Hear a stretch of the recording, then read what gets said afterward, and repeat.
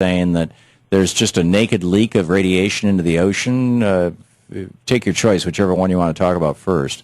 Well, Yoshida, he did defy Tokyo Electric when they told him to stop cooling the melting down reactors with salt water because they wanted to preserve them for future commercial use, which was insane. They were so in denial. And he disregarded their orders, and he cooled as best he could the reactors with salt water. Unfortunately, he could not stop them from melting down. And, the devil's in the details as to how much radioactivity has gotten out, but that's the latest news that you're saying that's breaking is that, it looks like the New York Times reported just today, based on the Nuclear Regulatory Authority's chief spokesperson, that the leaks have been going on for 2 years into the ocean from Fukushima. Yikes. And they have surged recently in the last days and weeks to much higher levels, something like 100 times the level of cesium and strontium and tritium that's been previously seen in the groundwater near the seaside and even in the ocean itself, just offshore. Wow. So he admitted they don't know where the leak is occurring. They don't know how to stop it. So, and cesium does what to the human body? Cesium is a muscle seeker, and it has caused, for example, in Ukraine and Belarus and Russia, a condition called Chernobyl heart, even in children, which is holes in the heart congenitally. Okay, and strontium does what to human beings? Strontium is a bone seeker that causes various bone maladies, including in the bone marrow. Including bone cancer and leukemia? Yeah. Okay, and what was the third element you said? Tritium, which is radioactive hydrogen, which is also a clinically proven cause of cancer and birth defects and genetic damage. And this stuff is just literally pouring out of Fukushima right now as we speak. They have like 100 tons or more of leakage into the basement levels of water, groundwater, on a regular basis, and that's where it's picking up its contamination and then leaking apparently into the ocean after that. And that's the same Pacific Ocean that ends up from Oregon all the way down to Southern California on our side of the Pacific Ocean. Yeah, and the ocean currents, even certain forms of seafood like tuna actually bring it over here pretty quickly because they're actually swimming, migrating. So, it's the bioaccumulation in the food chain that we really need to worry about. Some people might try to dismiss this as not important because the ocean is so big, the radioactivity will dilute.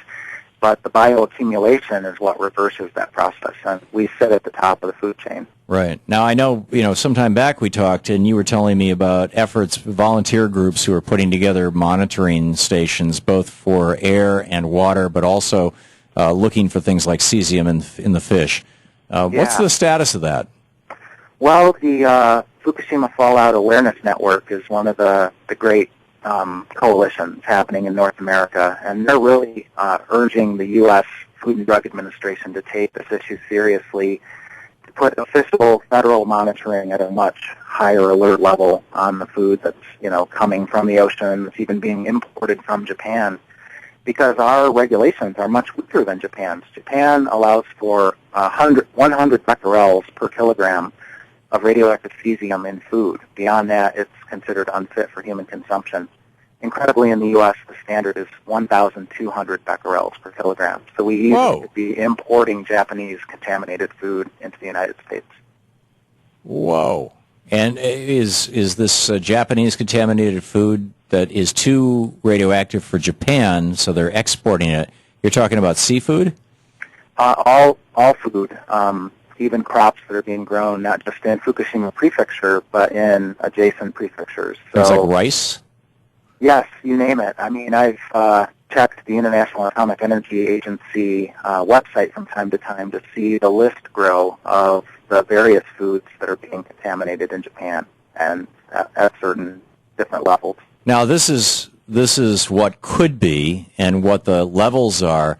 What is actually being measured? You have, hey, this group of 15 people in Portland, Oregon just discovered, in this restaurant, salmon that kicks a Geiger counter at this point. Is there anything like that?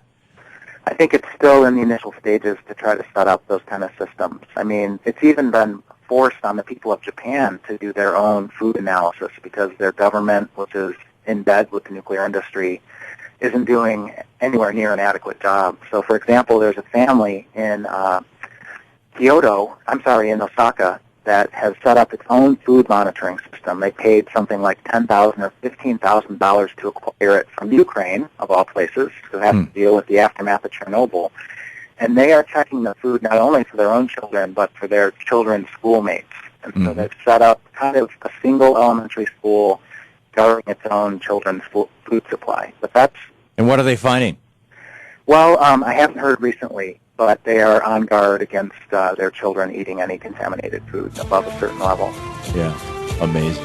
And that above the certain level, that's where the devil's in the details, because there is no safe level of radiation. That's right. Artificial radioactivity is harmful. Very for risk of cancer. Period. No nukes. BeyondNuclear.org is the website. Kevin Camps, the Nuclear Waste Watchdog. Thanks, Kevin. Okay, thank you, Tom. Always great talking to you. If you want more information, get over to BeyondNuclear.org. We'll be right back. A team of Japanese researchers is expressing concern more than 2 years after the accident at the Fukushima Daiichi nuclear plant. They found high levels of radioactivity in fish almost 100 kilometers from the plant. The scientists caught several Japanese sea bass off Hitachi City that contain levels of radioactive cesium exceeding 1,000 becquerels per kilogram. The amount is more than 10 times the government safety limit. In April 2011, several other fish caught in the same area also contain levels of cesium above 1,000 becquerels. The researchers are trying to find out why fish are still tainted more than 2 years after the accident.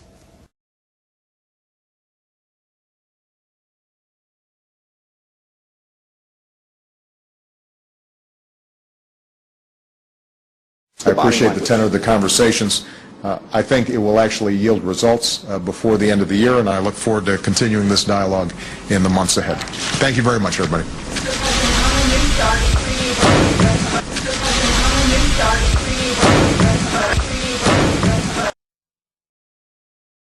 This week, we learned that the manager of Japan's crippled Fukushima nuclear plant, Masao Yoshida, died from cancer.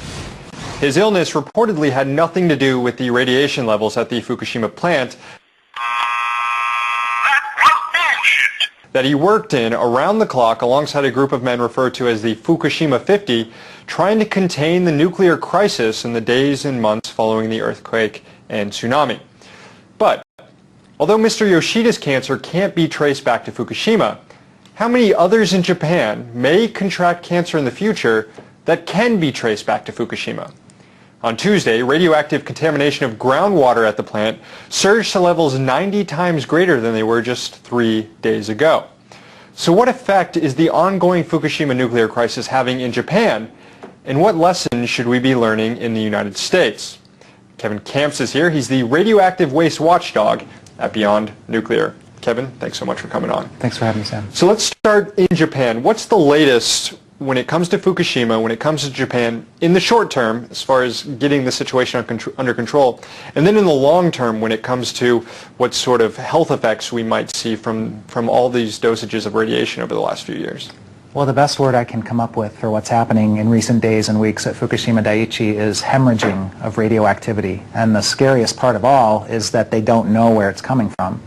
But ultimately, it's coming from 3 melted down atomic reactor cores and severely damaged, if not entirely destroyed, radiological containment structures. That's where it's ultimately coming from, but why it's getting out now in such a hurry all of a sudden is the big mystery. And this is despite the fact that they have growing tank farms that are stretching now off-site kind of into the hillsides, holding just countless hundreds and thousands of tons of highly radioactively contaminated water, some of which we know are also leaking. So what it looks like is that this leakage at a faster rate or a slower rate has been going on for over 2 years at this point. And this really is a crisis that the world has never confronted before, this sort of nuclear crisis. I mean, we've had nuclear crisis, Chernobyl, 3 Mile Island. This one at Fukushima is different. So they're kind of flying by the seat of their pants trying to contain it. And here we are, more than 2 years past it, and you say we have these tanks now being lined up. How long can this continue to go on? It seems like an impossible situation, and you know what Tokyo Electric has tried to get away with is convincing the government, the people in the area, the fishermen especially, that releasing some of the contents of those tanks might be an okay thing to do. And they haven't gotten away with it yet, intentionally releasing But what's going on is unintentional, it's out of control, leakage pathways that they claim not to even know about. How much of the Fukushima disaster was caused, or at least made worse, by the design of the plant itself? And if that's the case, if it was made worse or caused by this design, should we in the United States be concerned because we have plants of similar designs? We have 23 identical designs to Fukushima Daiichi in the United States operating, including the oldest reactor in this country, Oyster Creek, New Jersey. We've now seen on live television 2 years ago what these things are capable of in terms of the explosions and the meltdowns. They knew as early as 1972 at the U.S. Atomic Energy Commission that this design of containment was too small and too weak, and yet they continued to license these things. And we've lived with a game of Russian roulette in terms of the safety risks for 40 years now. These are also building designs that include putting these waste pools at the top of the building, which has proven to be a pretty big problem in the cleanup at Fukushima. That's the other shoe that we hope will never drop, but it's precarious at this point. Unit 4 at Fukushima Daiichi could collapse if there's another big earthquake, and the cooling water in that high-level radioactive waste storage pool could be lost suddenly. Within hours, that waste could be on fire. The situation in the U.S. is that we have multiple times more waste in our pools than is contained in Unit 4, and they are vulnerable to various natural disasters or terrorist attacks or accidental drops of heavy loads that could drain the water away. Or potentially earthquakes and other natural disasters. I mean, Fukushima, that was caused by an earthquake and a tsunami that came through. How many plants in the United States are in similar precarious situations on fault lines or on coasts or near flooding zones? I think we had one, I forgot what state it was last year, that came dangerously close to being flooded. Well, Fort Calhoun in Nebraska has now been shut down for over 2 years, since April of 2011, because of the flooding out there, the damage that was done to the underground facilities. And just like in Japan, we are looking at the imminent restart of that reactor despite the damage done, and they don't know how bad it is underground. So in Japan, they're trying to restart reactors despite Fukushima Daiichi.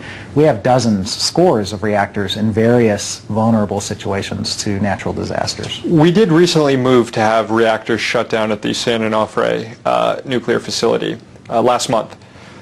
How much of that do you think was influenced by what we saw happening in Fukushima, if at all? Or is this just kind of a one-off, here we are being careful about nuclear power in this instance while letting all these plants continue relatively unchecked in dangerous areas? Well, there has been a groundswell of concern among the American public post-Fukushima, because now folks have seen on live television what American reactor designs are capable of.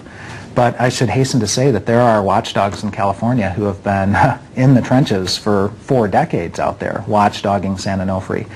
And the Nuclear Regulatory Commission was not the one who shut down San Onofre. It was the utility itself. The NRC was doing all it could to keep this utility viable, but it was the intervention of groups like Friends of the Earth and grassroots groups who just shined a very bright spotlight on the damage at that facility and showed that it was dangerous to 8 million people if they ever restarted that thing.